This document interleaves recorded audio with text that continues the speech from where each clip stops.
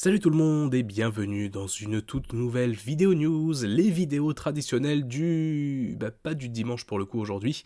On est vendredi, j'enregistre cette vidéo le jeudi après-midi. Normalement vous avez dû voir dans l'onglet communauté, je vous ai fait un petit post pour vous préciser ce qui se passait. Donc ce qui se passe c'est très simple. J'ai une grippe absolument abominable, ça va sans doute s'entendre dans ma voix pendant cette vidéo. Et donc le focus qui était prévu pour aujourd'hui, eh bien en fait est décalé à dimanche. D'ici là, normalement, j'aurais au moins pu faire le montage. J'ai réussi à enregistrer la vidéo, mais il faut que je puisse faire le montage. Évidemment, vu que je suis malade, ça me demande un petit peu plus de temps.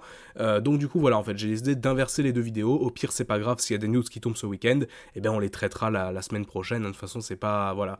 Vous savez maintenant comment le format fonctionne, à moins que ce soit une news vraiment ultra importante de type nouveau trailer pour Rise of the Beast, j'en sais rien. Non, vraiment, voilà, on les traitera la semaine pro, il n'y a pas de souci.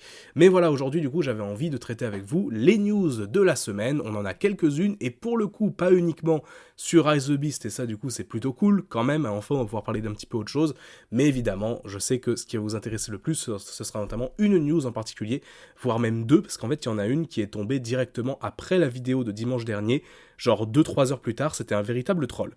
Bref, on va pouvoir commencer par les news qui ne sont pas en rapport avec Rise of the Beast, et ben écoutez, il s'agit de news en rapport avec Transformers Earthspark, que ce soit la série ou la gamme de jouets. Car effectivement, eh bien cette première news nous vient directement et en exclusivité, messieurs dames, de Leader Optimus, qui a repéré, alors je pense que c'est le premier en France à les voir, après peut-être que d'autres personnes les ont vus également, mais des jouets de Transformers Earthspark qui arrivent dans les magasins français. Donc en l'occurrence, c'était dans un King Jouet pour sa part, et c'était uniquement les One Step. Donc bon, ça arrive vraiment petit à petit, c'est pas grand chose encore pour le moment, mais voilà, la distribution des jouets Earthspark commence en France, donc c'est une bonne nouvelle.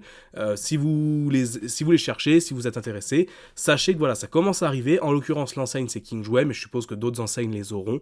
Donc voilà, si ça peut vous en intéresser certains, vous avez l'info, et vous irez remercier Leader Optimus sur sa chaîne, dont le lien sera en description. Et d'ailleurs, cette news va un petit peu globalement en lien avec d'autres news que je vois passer, que ce soit sur mon Twitter ou sur TFW, enfin peu importe les sites sur lesquels je vais. Globalement, dans le monde entier, on commence à voir pop un petit peu partout les gammes Earthspark, donc que ce soit les Deluxe Class, donc qui sont un petit peu plus sophistiqués, ou même les jouets vraiment plus basiques. On commence à voir apparaître des choses, donc voilà, si la gamme vous intéresse, ce qui est mon cas, voilà, vous avez l'info, sachez que ça va pas tarder. Il me semble que sur Amazon France, il y en a quelques-uns aussi, mais je sais pas si c'est vendu directement par Amazon ou autrement. Bref, peu importe, sachez en tout cas que c'est là, et c'est plutôt sympa. On va parler maintenant, toujours en rapport avec Earthspark, et là pour le coup je trouve ça assez rigolo, d'une interview de Alan Tudyk sur son rôle d'Optimus Prime. Alors pour ceux qui n'ont pas vu la série, vous inquiétez pas, il n'y aura pas de spoil majeur, en dehors du coup de simplement le contexte de base de la série, qui est du coup le fait que ça se passe après la fin de la Grande Guerre, etc. etc. Mais bref, Alan Tudyk, je vous l'ai déjà dit, mais si jamais certains ne s'en rappellent pas, Alan Tudyk, vous vous en rappelez peut-être si vous ne connaissez pas cet acteur, pour la personne qui a joué Dutch dans Transformers 3. Donc le fameux garde de Simons, qui avait un caractère un peu, caricatural, on va dire, mais qui était assez drôle. Bref, ce mec-là avait donc joué dans Transformers à l'époque pour ce rôle-là, et mine de rien, c'est un acteur qui est quand même assez connu, qui a fait beaucoup de voice acting aussi, et il a été rappelé, du coup, pour Earthspark, pour jouer Optimus Prime, qui est honnêtement... Maintenant que j'ai vu la série, j'aime plutôt bien son interprétation. Alors oui, c'est pas Peter Cullen, et Peter Cullen restera pour toujours le GOAT en termes d'Optimus, mais voilà, c'est quand même une interprétation différente, et honnêtement, je trouve qu'il s'est plutôt bien débrouillé. Ce que je trouve assez rigolo dans son interview, c'est que du coup, l'interview en question est un extrait d'une longue interview qui sera publiée dans un magazine de cinéma en février 2023, mais dont on a eu un extrait qui a été publié du coup sur TFW 2005 notamment, sur le fait qu'en fait, quand l'acteur a reçu la proposition de jouer Optimus Prime, lui-même, donc n'étant sans doute pas un grand connaisseur de Transformers à la base, lui-même ne pensait pas qu'il allait jouer Optimus Prime. C'est-à-dire que il explique très bien que à l'époque, quand il a joué dans Dark of the Moon, il savait que les Primes, il n'y en avait pas qu'un seul, puisqu'il raconte le fait que il y avait un autre Prime, donc en l'occurrence Sentinelle, et qu'il se disait peut-être que moi on me veut pour jouer un autre Prime justement dans une série Transformers, que c'est pas Optimus qu'on veut que je joue, parce que entre guillemets on voudrait pas de moi pour jouer un personnage aussi important, et pourtant si, du coup, donc c'est assez rigolo parce que finalement Ça prouve d'un point de vue quand même d'un acteur assez reconnu ce que le rôle d'Optimus Prime représente, le côté finalement entre guillemets je suis pas digne de rentrer dans ces chaussures là quoi quelque part, et pourtant voilà donc il a dit moi de base j'aurais plus été le Prime inconfortable, Uncomfortable Prime, donc voilà ça aurait été un nom de Prime assez rigolo ça pour le coup. Mais voilà, donc globalement, après, bon, il donne son avis sur la série, le fait que il aime bien notamment le fait que ce soit une nouvelle itération, qu'il y ait ce nouveau contexte qui soit donné à l'histoire globale des Transformers, etc. Mais bon, ça pour le coup, c'est plus des détails qui seront développés, je pense, dans l'interview finale. Ce que je voulais vous expliquer, c'était vraiment ça, voilà, justement ce truc-là, de dire que même un gars aussi connu que lui, aussi reconnu que lui, a quand même du mal à réaliser qu'il joue Optimus Prime, et l'anecdote est assez rigolote, je trouve. C'est même limite assez mignon, quoi. Bref, du coup, voilà tout pour les news non Rise the Beast de la semaine. On va en avoir du coup quelques-unes en rapport avec le film. Et on commence par une news, alors qui pour le coup est très très peu intéressante je pense, mais ça pourra quand même, enfin certains sont peut-être curieux de savoir. Rise of the Beast sera bien un film diffusé en 3D au cinéma. Alors il faut savoir que ces dernières années, la 3D a vraiment perdu en popularité. On est loin de l'époque où, notamment entre 2009 plutôt, et 2012-13, où vraiment la 3D, on en avait ça dans tous les films. Évidemment, ça avait été lancé par le premier Avatar, repris par d'autres films avec un peu plus ou moins de succès. C'est-à-dire que de mémoire, Dark of the Moon avait vraiment réussi sa conversion 3D, puisqu'ils avaient bossé directement avec des équipes de James Cameron, de mémoire, et James Cameron lui-même avait dit que c'était un des meilleurs films en 3D qu'il avait vu post-Avatar, on va dire, et ça pour le coup, c'est quelque chose qu'on ne pouvait pas enlever à Transformers 3, c'était vraiment le fait que le traitement de la 3D était vraiment de qualité. Je sais que certains s'en étaient plaints en disant que du coup ça ralentissait les scènes d'action, etc., mais vraiment, pour ceux qui ont vu le film à l'époque, en salle, en 3D, dans une bonne 3D bien équipée, c'était vraiment une expérience qui, pour moi, était la deuxième meilleure 3D que j'ai jamais vue, après Avatar. Après, peut-être que j'ai pas vu les meilleures 3D du monde en dehors de ça, si jamais certains ont d'autres souvenirs aussi. Reste que, avec récemment la nouvelle popularité gagnée par la 3D, avec Avatar 2, qui pour le coup a relancé un petit peu cette machine-là, on va peut-être revoir des films de plus en plus dispo en 3D pendant quelques années, et en l'occurrence, du coup, Rise the Beast, ce sera le cas. Le film sera disponible en 3D pour les cinémas qui le proposeront, donc à voir si ce sera proposé vraiment dans une majorité de salles ou si ce sera vraiment plus réduit, on verra, mais en tout cas, vous avez l'info. Autre info justement, c'est qu'en Australie, on commence à voir, alors là pour le coup c'est vraiment pas grand chose non plus, on commence à voir apparaître dans des magasins des étiquettes qui laissent sous-entendre la mise en vente très imminente finalement de la gamme de jouets du film. Donc voilà, tout ce qui est alors en l'occurrence c'est Spark Racer, Core Deluxe, Core Voyager, bref, la ligne de jouets basique du film, pas encore les Studio Series pour ceux qui s'y attendaient, mais voilà, la ligne de jouets basique va bientôt être mise en vente. Ce que je suis curieux de voir notamment, c'est les packaging, parce que moi qui aime bien collectionner du scellé, j'ai hâte de voir si les packaging seront agréables à l'œil. Donc voilà, donc vous avez l'info, là aussi, je pense que dans les semaines qui arrivent, on aura plus de news là-dessus. Reste que, on va pouvoir maintenant aborder les deux plus grosses news, évidemment, de cette vidéo, avec, du coup, on va commencer par la plus ancienne, celle qui est tombée directement après ma vidéo news de dimanche dernier, à savoir la révélation des couvertures des deux fameux livres jeunesse dont je vous avais parlé il y a 2 semaines maintenant, donc le fameux Mission at the Museum et The Search is On, donc qui détaillait en fait potentiellement des points d'intrigue du film, etc., on n'est pas sûr, et on a du coup les deux artworks de base du film, alors, enfin des livres plutôt. Donc le premier, The Search is On, on va pas s'attarder dessus, c'est un artwork d'Optimus Prime avec Optimus Primal en arrière-plan. Tout ce qu'on peut noter dessus, c'est qu'à l'avant à gauche, il y a un petit logo Decepticon, et en haut aussi d'ailleurs, en haut à gauche. Bon, c'est juste esthétique, ça veut pas dire qu'il y aura des Decepticons dans le film ou quoi, c'est juste voilà une illustration de base, un stock material comme on dit, quelque chose qui est distribué à droite à gauche et dont les enseignes des différentes marques qui ont la licence Transformers se servent pour représenter l'esthétique du film en l'occurrence, donc voilà. Pas grand chose à dire sur cette couverture-là. L'artwork d'Optimus, on l'avait vu. L'artwork de Primal, on l'avait vu. Pas grand chose. Maintenant, Mission at the Museum est une illustration qui est déjà... Avant de parler des personnages, je trouve que l'illustration est assez jolie, honnêtement. Ça ferait presque un poster de film, honnêtement. La grosse opposition entre Optimus et Scourge, là, je trouve ça assez joli. Mais évidemment, ce qui va nous intéresser, c'est la révélation, en très bonne qualité, on va dire, d'un design de Scourge, Rise of the Beast, avec un autre angle. Parce que c'est vrai que dans le trailer, on le voyait dans l'ombre, de nuit, pendant quelques secondes. On n'avait pas l'occasion de voir vraiment tout son corps. Là, c'est le cas. Enfin, on voit pas ses jambes, mais on voit vraiment toute la partie haute de son corps. Déjà, première chose qui me semble assez évidente, mais que j'ai quand même envie de rappeler, c'est un concept art qui est sans doute préliminaire. C'est-à-dire que dans les films Transformers, et il y a ça à chaque fois, du premier de 2007 jusqu'à Bumblebee en 2018, les illustrations qui sont utilisées sur les produits dérivés matchent souvent pas vraiment avec le film final, parce qu'en fait les modifications au film sont apportées jusque dans les derniers mois, jusque dans les dernières même presque semaines. Je sais que Revenge of the Fallen a 6 ou 7 semaines de la sortie, il est toujours pas finalisé en termes de design par moment, mais voilà, ce qu'il faut savoir, c'est que les équipes créatives bossent sur le film jusqu'au bout, là où, eh bien, évidemment, les commerciaux et notamment les producteurs de figurines, de livres, de t-shirts, peu importe ce que vous voulez, ils ont besoin de produire longtemps à l'avance. Ça va notamment être, par exemple, entre 6 mois et 1 an, donc il faut produire longtemps à l'avance, et il faut du coup se servir de designs qui ne sont pas exactement comme ceux des films. Dans certains cas, les designs sont quasiment identiques, c'est-à-dire que par exemple, là, le Optimus est globalement semblable à celui qu'on a vu dans le trailer, ça c'est pas un problème. Mais le Scourge, en l'occurrence, sur le moment, je me suis dit, ah tiens, c'est son vrai design. Et en réalité, en y regardant de plus près, ça n'a pas tant l'air d'être le cas, hein, honnêtement. Globalement, la forme du corps reste la même. C'est-à-dire qu'on a un perso qui a l'avant du camion au niveau, enfin en tout cas la grille du camion au niveau de son torse, les cheminées à l'arrière, ça reste. Les armes du personnage, ça reste aussi. On a notamment l'espèce de grande lame sur le bras droit, l'espèce de truc électrique sur la gauche, même si dans le trailer il me semble que c'était plus bleu que jaune, l'électricité, mais peu importe.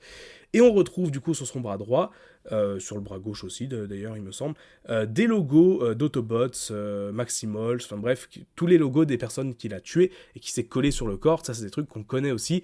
On n'a pas vu ça dans le trailer, mais sans doute parce que c'était pas assez net pour qu'on le voit, mais il me semble que ça c'est un élément qu'on a aussi. Ce qui va nous intéresser, c'est évidemment son visage, sa tête, et là pour le coup, ça a été assez partagé. Alors déjà, une chose est sûre, c'est que c'est sur ce design que le jouet Studio Series s'est basé.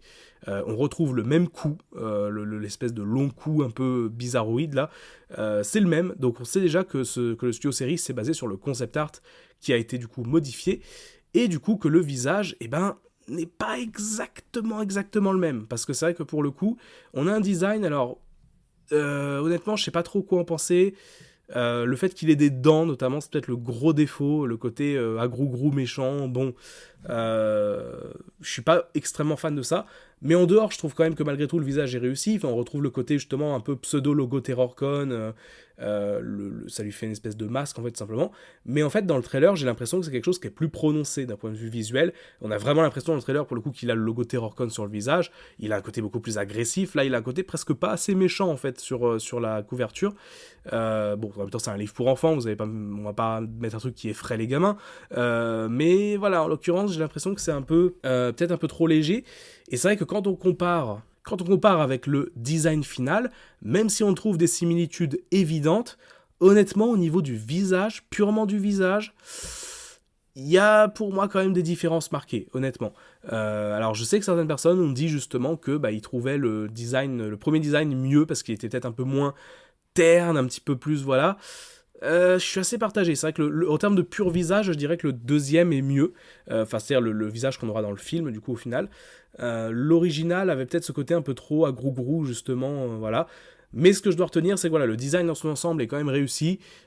J'aime bien l'esthétique quand même, et ça, je pense que c'est un truc qui conservera peu importe, juste entre le film et le concept art pour le coup. C'est vraiment son visage qui a été légèrement changé.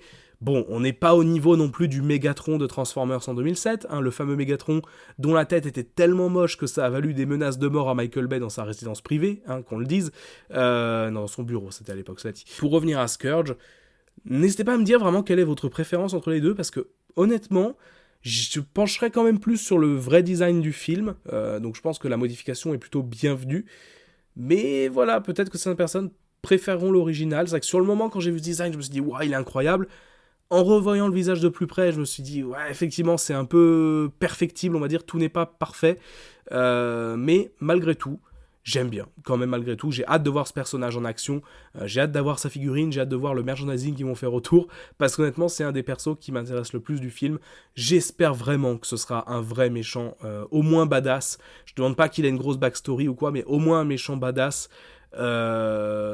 À la Lockdown de Transformers 4 par exemple, ça m'irait très bien, mais qui pour le coup reste tout le long du film en tant qu'antagoniste principal et se fait pas prendre sa place pendant un tiers de film comme Galvatron a pu faire dans Age of Extinction à l'époque. Mais bref, ça, ce sera l'occasion d'une autre vidéo sans doute, hein, le côté, est-ce que les Transformers sont vraiment bien traités dans le film, etc. J'en parlerai, je pense, d'ici 2-3 mois, peut-être, au moment où on aura eu un nouveau trailer et de nouveaux retours sur des projections tests, notamment. Enfin, du coup, dernier élément dont j'avais envie de parler, évidemment, on va parler du Studio Series Cheetor qui a été révélé enfin, et du coup, un Studio Series qui, pour le coup, se base sur le design du personnage dans le film, ou en tout cas globalement, et qui permet aussi du coup d'avoir un visuel sur ce à quoi Cheetor ressemblera dans le long métrage, parce qu'en fait dans la bande-annonce, on le voit en mode guépard, bon ça y a pas de souci, et le guépard ressemble à la version du film pour le coup, donc on va pas s'attarder dessus. Maintenant en termes de robot, on le voyait de très très loin en background dans le trailer, mais c'est vrai que sinon, l'esthétique globale de son corps, on n'avait pas trop d'idée à quoi ça ressemblait. Sur le moment, j'avais dit qu'il ressemblait un peu à sa version Beast Machines. Et dans les faits, je me suis un peu à moitié trompé, mais pas complètement non plus, on va dire. Honnêtement, je trouve que c'est un design qui est, en termes d'esthétique, sans parler couleur, en termes d'esthétique, c'est un design qui est pour moi réussi. Le visage est plutôt sympathique, alors je garde à l'idée qu'il a une espèce de masque et que du coup il a une bouche en dessous, pour coller un peu plus au Cheetor traditionnel, mais honnêtement, s'il a pas de bouche, c'est pas un problème non plus, je veux dire, les Transformers qu'ils aient ou qu'ils aient pas de bouche, ça pour le coup c'est un problème c'est jamais un problème que j'ai eu, on va dire. On retrouve globalement les formes de son visage, du coup avec des espèces de petites oreilles, un peu courtes effectivement, mais on n'est pas sur les longues non plus qu'a eu le personnage dans la série, Beast Wars de l'époque. On va retrouver notamment des armes qui vont pouvoir se combiner pour faire une lance, donc ça c'est plutôt sympa. Mais ça manque quand même d'un gun, par exemple. C'est vrai que le personnage dans la série était célèbre pour avoir son... Alors, ils appellent ça le gut gun, mais en gros, c'est parce qu'il avait un flingue sur lequel on voyait des entrailles du guépard dessus. Enfin, vraiment, je veux savoir qui a eu l'idée de ça à l'époque, mais bref, c'était quand même un truc assez iconique du personnage, donc le fait qu'il n'ait pas une seule arme, le fait qu'il n'ait pas une seule arme à feu, bon, c'est peut-être un peu dommage, mais après, les Maximals, peut-être dans ce film, se battent exclusivement à coups d'armes de contact, donc il faudra voir. Mais maintenant, on va arriver sur le point peut-être qui a un peu plus fâché, c'est les couleurs.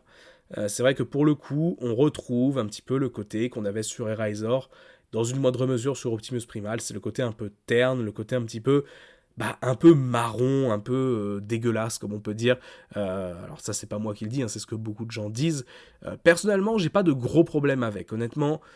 On part du principe dans ce film-là, et ça on nous l'a dit depuis le début, que les Maximals, ce sont, dans cette version-là, des personnages qui, dans la timeline de nos persos, donc d'Optimus Prime, des Autobots et de Anthony Ramos, etc., c'est des personnages qui sont anciens, qui sont sur Terre depuis un moment. On ne sait pas comment ils sont arrivés là, est-ce qu'il y a une histoire de voyage dans le temps, peu importe, mais en tout cas on sait qu'ils sont là depuis longtemps, et que du coup ils vont avoir esthétiquement un côté un peu ancien, rouillé, ou en tout cas un peu délavé, quoi, globalement en termes d'esthétique. On n'est pas sur les originaux qui pour le coup venaient directement de Cybertron, s'écrasaient sur Terre et c'est tout. Et puis voilà.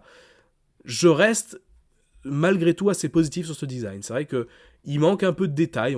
Après, c'est un studio series, le modèle du film aura sans doute beaucoup plus de détails au niveau visuel, tout simplement. Oui, si moi j'avais des améliorations à apporter, ce serait notamment de rajouter un petit peu des touches de bleu à droite à gauche, notamment pour faire ressortir le personnage. Mais maintenant, voilà, c'est un choix qui a été fait pour le film. On reste dans une esthétique des films, donc à un moment, enfin, je sais que beaucoup de personnes, et moi y compris, après Bumblebee, on s'est tous dit, voilà, on va enfin avoir l'esthétique un peu géant, etc., mais en réalité, on est sur une esthétique qui quand même s'inspire un peu de partout, et surtout apporte aussi des nouvelles choses. On le voit avec Scourge, même si c'est inspiré, cette espèce de mix un peu bâtard entre la version G1 et la version RID 2001, ça fait aussi sa propre sauce à côté, et c'est pas un mal, honnêtement, c'est pas un mal. Personnellement, j'aime bien ce design de Cheetor, je trouve qu'il est assez sympathique. Oui, il aurait gagné à avoir un petit peu plus de touches de bleu notamment, pourquoi pas faire ça en custom, honnêtement, pour ceux qui le veulent, mais voilà, en tout cas, faites-moi part de vos avis en commentaire, je suis assez curieux de savoir, parce que je vois ce Cheetor qui divise pas mal. Honnêtement, on aurait pu avoir quelque chose de bien pire. En fait, c'est ce que je me dis quand je vois certains designs de Rise of the Beast, même si tout n'est pas parfait, bon, Wheeljack mis à part, parce que ça, pour le coup, c'est scandaleux, mais Wheeljack mis à part, honnêtement, les designs de ce film sont quand même réussis. Parce que quand on se rappelle à l'époque du Bayverse, notamment certains Autobots ou même certains Decepticons, qui étaient juste des espèces de grosses plaques grises où il n'y avait rien dessus d'intéressant, moi je pense à Sideswipe, je suis désolé, mais encore une fois, Sideswipe, comment on passe de sa version G1 qui est quand même colorée, fun, à une version toute grise où il n'y a vraiment rien dessus qui ressort, en dehors de ses roues, quoi, mais c'est tout.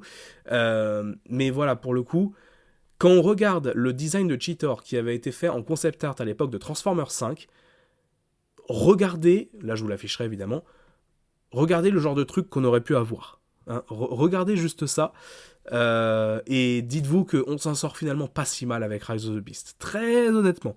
Très honnêtement. Donc voilà, c'est ce que je me dis un petit peu pour me consoler, et me dire que finalement, malgré tout, les choses vont dans la bonne direction. Et esthétiquement, voilà, je reste sur mon avis, c'est une figurine que j'apprécie, un design que j'apprécie, même si effectivement, j'aurais pu espérer un petit peu mieux. Bref, c'est tout pour cette vidéo news, j'espère qu'elle vous aura plu, j'espère que vous n'aurez pas trop entendu que j'étais malade, mais bref, c'est pas très grave. On se retrouvera du coup dès demain pour les tipeurs et pour les membres de la chaîne YouTube pour le focus en avant-première, et du coup on se retrouve dimanche pour tout le monde pour le focus qui sera du coup sur Six Shot, et vous aurez la miniature qui s'affiche dès maintenant. Sur ce, c'est tout pour moi, c'était Magnus, on se dit à très vite, ciao.